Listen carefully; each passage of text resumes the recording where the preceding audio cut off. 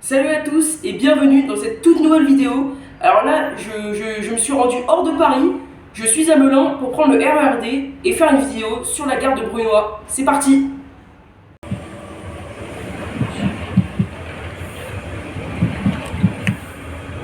Ouais, bien la séquence. Bon, comme on a une demi-heure de correspondance à Melun, je vais vous raconter l'histoire de la gare de Brunoy. Avant de parler de ça, présentons rapidement la situation géographique. La ville de Brunoy est située au nord de la ville nouvelle de Sénart. Brunoy n'est donc pas une ville très récente, contrairement à d'autres villes traversées par ce tronçon, comme Lieusaint ou bien encore Savigny-le-Temple. La gare de Brunoy est donc une des seules gares du tronçon de Villeneuve-Saint-Georges à Melun à dater de la construction de ce dernier. La gare ouvre le 12 août 1849, après 3 ans de travaux. Histoire de fou, elle a été construite sous la direction de Louis-Napoléon Bonaparte, futur Napoléon III, tout comme le viaduc construit à la même époque afin de franchir la vallée entre Brunoy et Épinay-sous-Sénart. Le bâtiment voyageur est cependant inauguré quelques années plus tard, en 1853. Le trafic s'accroît assez rapidement pour la raison suivante, la ville d'Hyères, qui était de la ville voisine, ne possédait pas encore de gare. En effet, celle-ci n'ouvrira qu'en 1951. Les habitants de cette ville se rendent alors à la gare de Brunoy pour prendre le train, moyen de transport très populaire à l'époque. Le trafic s'accroît tellement que les 2 voies sont dédoublées afin de comporter 4 voies.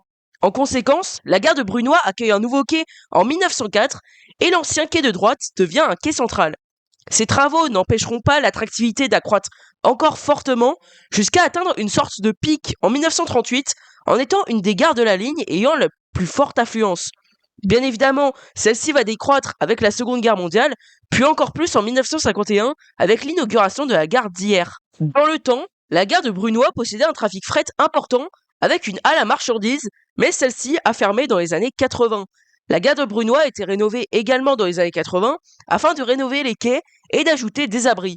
Les quais sont ensuite à nouveau rénovés en 2020, mis à part les quais de droite. Bon bah j'ai fini mon histoire, ça tombe bien, le train va partir, go aller à Brunoy.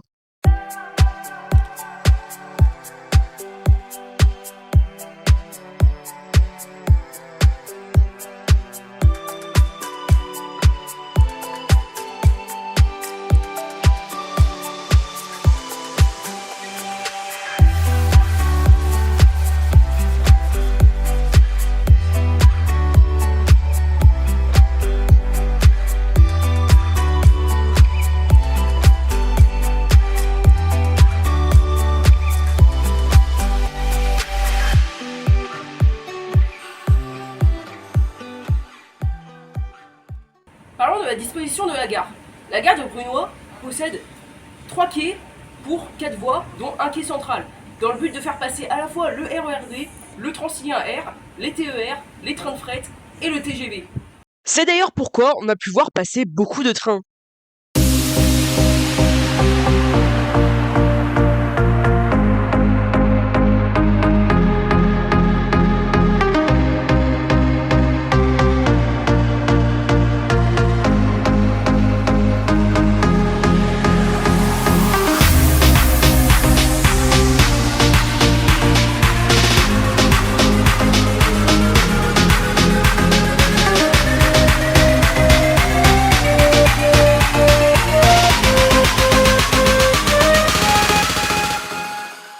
Il y a quelques années, les quais de la gare de Brunoy ont été entièrement rénovés, sauf ceux de droite qui ne servent à rien, excepté quand il y a des problèmes sur les voies principales.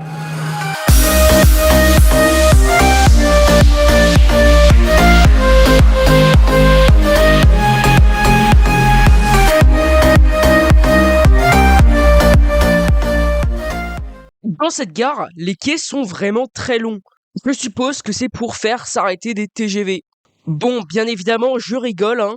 En regardant des anciennes photos satellites, on peut voir que les quais étaient déjà très longs dans les années 20. En gare de Brunoy, les équipements ne sortent pas de l'ordinaire, mais je vais quand même vous les présenter. Mais pourquoi? Ça fait une vidéo plus longue quoi. Bâtard, va, je te La connais. créativité. Bien vu. Pour les équipements, le quai central possède toute une rangée de lampadaires. Il y a des abris pratiquement parallèles au bâtiment voyageur. Il y a des panneaux d'information, il y a des abris en verre, il y a des panneaux indiquant le nom de la station. Bref, tout l'attirail classique. Alors, cependant, les abris de la gare de Brunois sont particuliers. Alors, il y a des bancs en bois, anti-SDF, bien évidemment. Il y a un appui cicatique en bois aussi. Et il y a des branchements pour brancher son téléphone. Donc voilà, je sais, si ma batterie tombe en rade, J'ai trouvé ça tellement insolite, j'ai décidé que j'allais tester. Alors, je prends mon chargeur à côté de mon stylo plume Oui. et à côté de mon stylo gomme. Bien vu. S'il marche, c'est révolutionnaire. C'est une révolution. Alors, Ici. Vas-y. non là, De l'autre côté, Voilà. et ça Oh fonctionne. là. Voilà, ça fonctionne, c'est génial.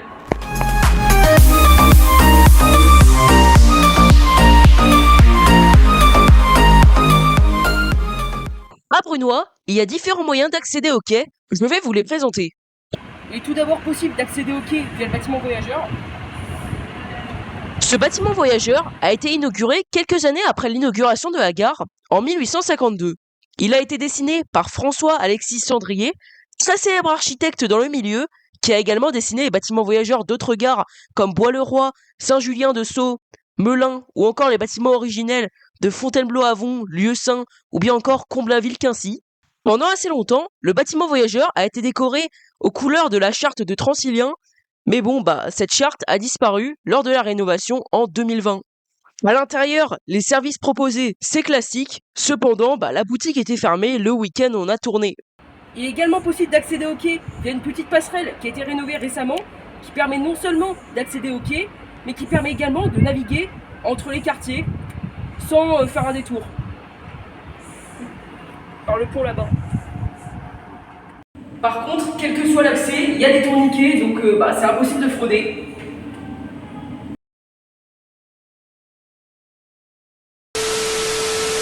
Il est temps de vous présenter les accès secondaires. Il y a une deuxième entrée à l'arrière qui possède uniquement des tourniquets et qui est donc réservée aux voyageurs munis de billets. En gare de Brunois, il existe un dernier accès situé en bout de quai qui mène directement vers les parkings et qui est réservé aux voyageurs munis de billets aussi. Je vais maintenant vous présenter les alentours. Commençons par nous intéresser au deuxième accès dont je vous ai parlé. Au niveau de l'accès arrière, disons que c'est un petit peu moins animé. Il y a bien un parc de jeux, quelques habitations.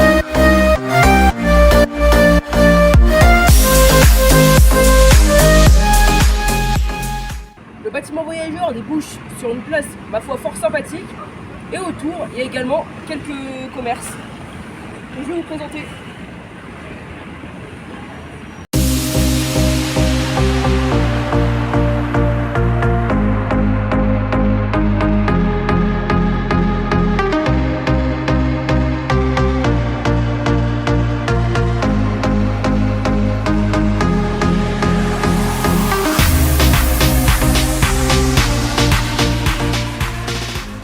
Je l'ai déjà dit plus ou moins en début de vidéo, mais en gros, la ville de Brunois est une commune de 25 792 habitants, d'après les données 2022, située dans l'Essonne, en région parisienne.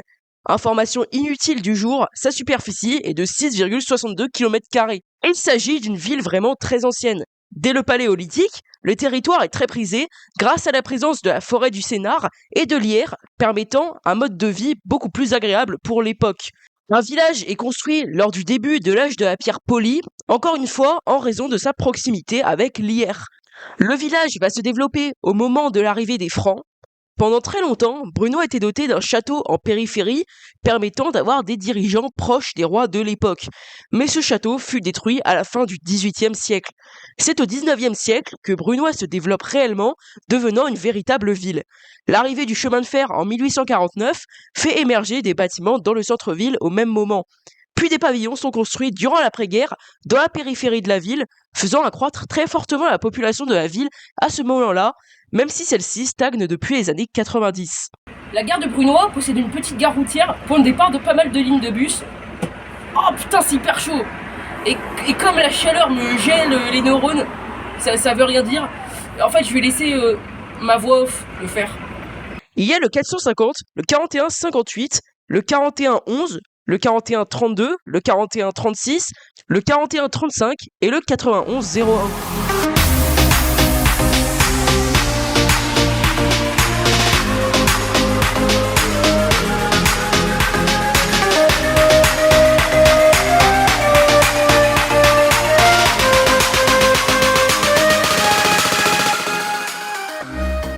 parlons de la desserte. Alors, il y a des fois où la desserte est tellement compliquée que je galère à tourner cette scène, mais là, bah, elle est simple. Juste, il y a un train tous les quarts d'heure en heure de pointe et un train toutes les demi-heures en heure creuse, et ce dans les deux sens. Avant de partir, les chiffres. En 2023, la gare de Brunoy a accueilli 4 246 577 voyageurs. Bon, d'habitude, je fais toujours une conclusion où je dis pourquoi la fréquentation est comme ça, mais là, bah, la fréquentation est moyenne car la ville est moyenne. Bon bah voilà, cette vidéo est terminée. J'espère qu'elle vous aura plu. Il fait extrêmement chaud encore et il y a encore un train supprimé. Donc voilà, hein, une journée incroyable pour faire un tournage. Je vous invite à vous abonner, à liker la vidéo et à lâcher un commentaire. Et on se retrouve à la prochaine vidéo. Salut!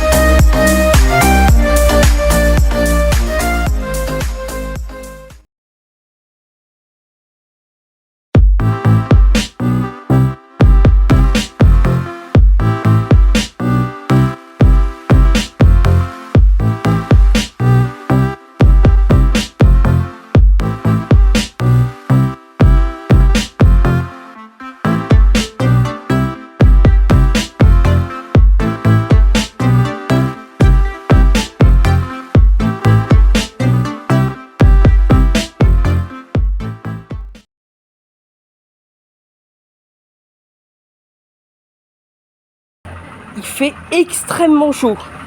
C'est la Il fait première. 30 degrés. Mais ouais, mais frère, 30 degrés. c'est la première fois que dans un tournage il fait aussi chaud. Moi, une fois, j'étais.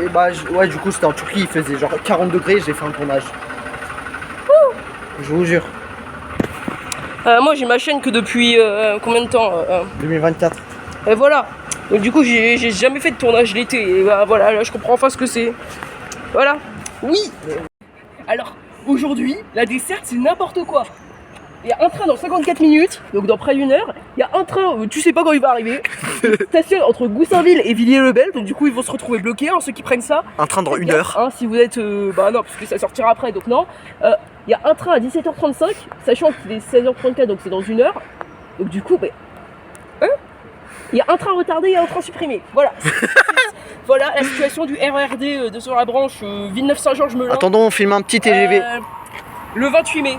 Non, ah non, on a eu le 30 mai aujourd'hui.